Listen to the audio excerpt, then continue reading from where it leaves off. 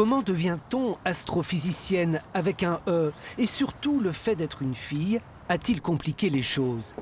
Annie Robin a eu de la chance. Toute petite, on l'a aidée à voir loin. Dans ma famille, il n'y a pas du tout eu de frein à ça. J'étais très bien entourée, donc j'ai pas eu d'autocensure. J'y suis allée, je me suis dit, on va essayer, c'est ça qui me faisait rêver.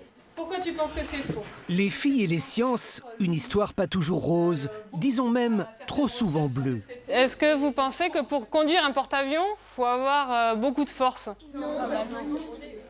Pourtant, on va retrouver beaucoup d'hommes et peu de femmes. Dans ce collège, on aborde franchement la question. Les élèves découvrent que les stéréotypes commencent très tôt, par petites touches discrètes et souvent involontaires. Il y a un cercle vicieux, c'est-à-dire qu'il y a des filières où il y a beaucoup de garçons. Donc on va dire à une fille, tu vas être la seule fille dans une classe de garçons. Donc déjà, ça peut avoir tendance à décourager certaines. Quand on a une fille qui fait de l'informatique, on dit « Ah tiens, une fille qui fait de l'informatique, c'est quelque chose qui va pouvoir, qui peut être, qu'on peut estimer surprenant, alors qu'il n'y a pas de raison en fait. » Les clichés ont la peau dure jusqu'au plus haut niveau.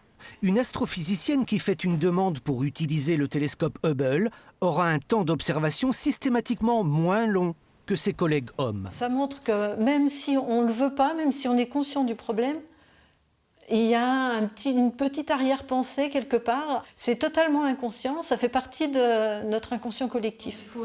On comprend mieux dès lors comment 52 femmes ont obtenu le prix Nobel contre 842 hommes.